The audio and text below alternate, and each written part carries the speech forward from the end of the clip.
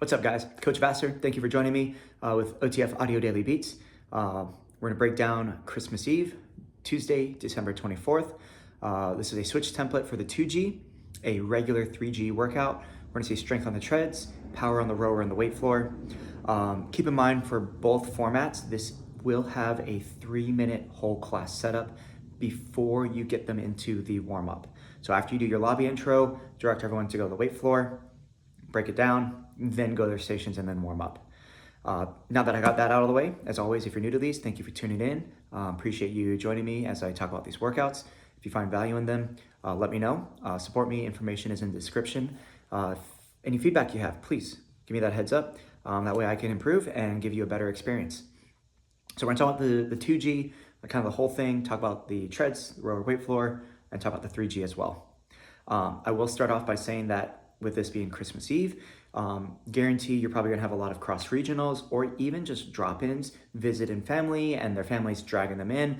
So this can be a very chaotic workout. So there might be some leeway when it comes to not repeating circuits. At the end of the day, they're coming in, they're having a good time, enjoy it. Have a great playlist, had fun with it, and it's gonna be a good experience no matter what. All right, so when it comes to key concepts today, for the treads, you're gonna unwrap your gift to see what incline you start each block on. And then your goal is to maintain your speed as incline drops.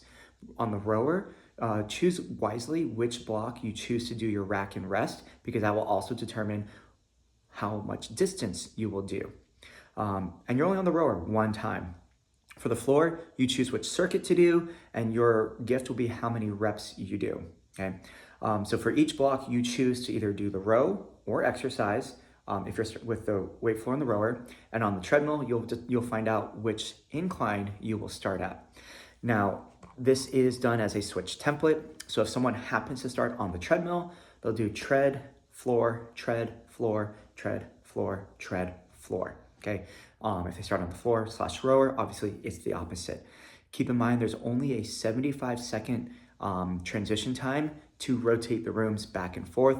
So lots of hustle and bustle. As always, preload wipes, put them out at the benches, on the rower, on the treadmills, whatever, and have people hold on to those wipes, and then they're in charge of grabbing new ones as they need to.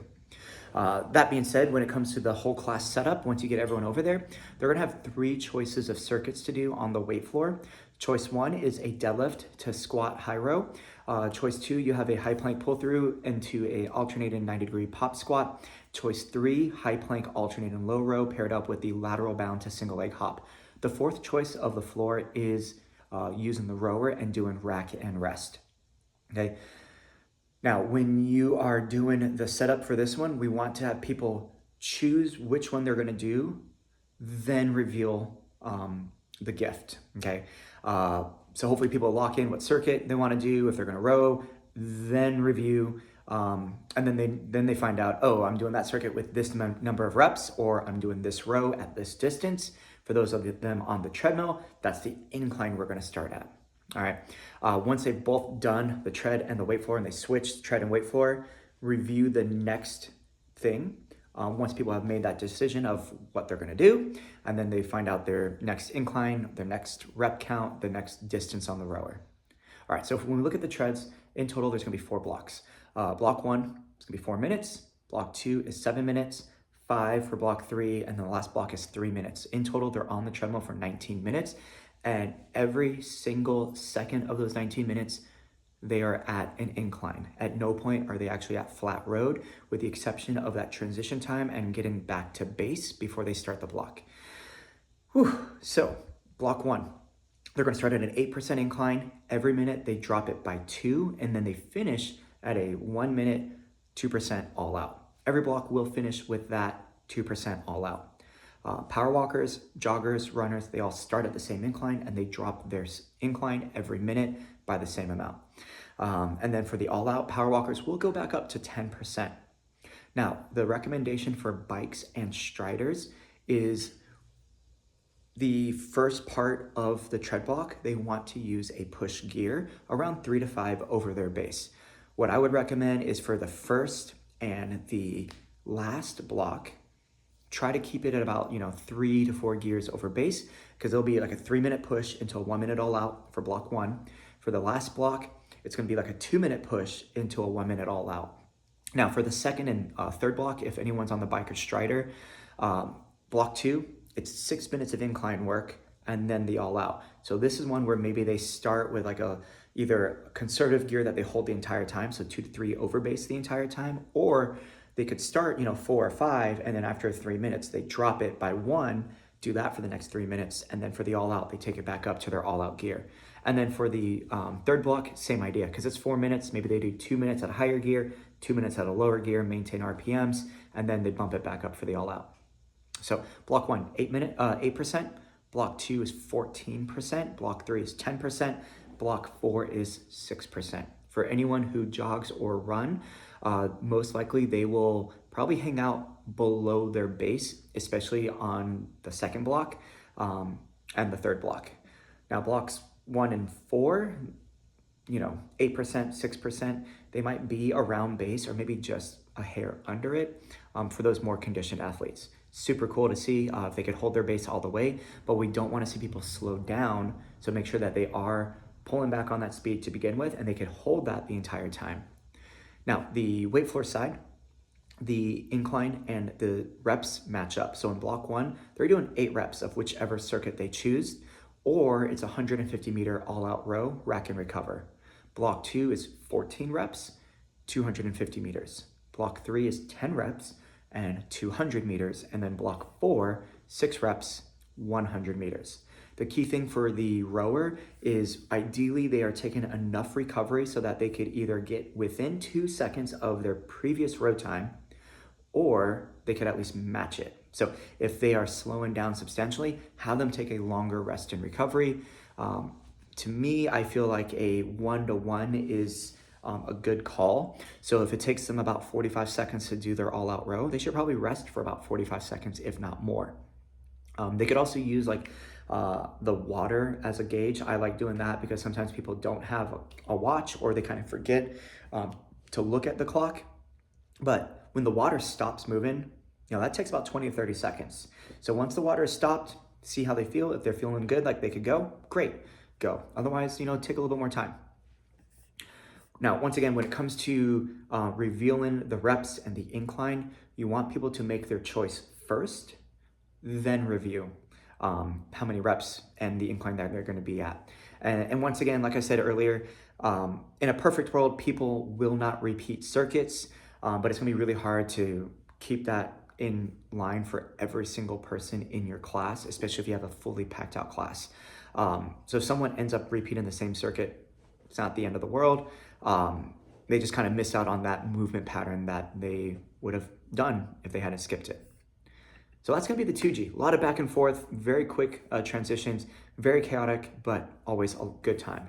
Now when we look at the 3G, same idea for the setup. The key thing here is 3 different circuits for the floor, 3 different row choices for the rower.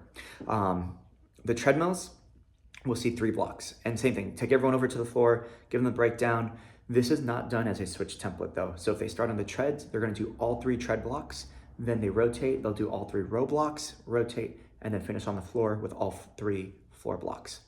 For the treads, we're gonna see 8, 10, and 6%. Now, blocks 1 and 2 are very similar to the first and the third block from the 2G. So let's start at 8%, finish at a 2% all out, 10%, 2% all out. The third block, slightly different. Start at 6% for 1 minute, 4% for 1 minute, and then their finisher is only 30 seconds of an all out at that 2% incline. Other than that, all the details from the 2G still apply. They have about 75 seconds to recover between each block. Now for the rowers, they get to choose if they want to do rack and rest, a distance-based row, or work and active recovery. So if they do rack and rest in block 1, it's going to be 150 meters. In block 2, if they choose to work and rest, it's going to be 200 meters. And then if they choose work and rest in the third block, it's 100 meters. For the row for distance, it's obviously the distance or the time for that single block. So block 1 is 4 minutes, block 2 is 5 minute row for distance, block 3 is 2.5 minute row for distance. For that one, Since there is no 2.5 minute countdown, they'll want to tap new interval or like use a 3-minute countdown. If they use 2 minutes, obviously then it's going to stop and they'll still have 30 seconds to row. Now the work and active recovery, the distances will change round block to block, but it's gonna be the same active recovery exercise. So in round 1, it's a 100-meter all-out row paired up with 8 reps of the body weight in, out, out. So for that one, they'll start with their feet apart, left foot, right foot comes in underneath their hips, left foot, right foot goes out. That's 1 rep. So they'll do 8 of those. In block 2, it's 150 with 10 reps. And then in block 3, it's 50-meter all-out row, 6 reps. Okay. No matter what they do, the final 30 seconds is going to be an all-out effort for the third block on the rower. Now, the weight floor, same idea. You're going to see the same 3 circuits. So deadlift and then squat to high row with the strap, high plank pull through, pop squat, plank low row, lateral bound to single leg hop. They make their choice, then they find out how many reps they're going to do. In all 3 blocks, the goal is to get about 3+ rounds of these circuits, since it's only 2 movements and we are hitting different body parts. And the second exercise is body weight, could be used as active recovery. Block 1 is 8 reps, block 2 is 10, block 3 is 6. That's the gift that keeps on giving.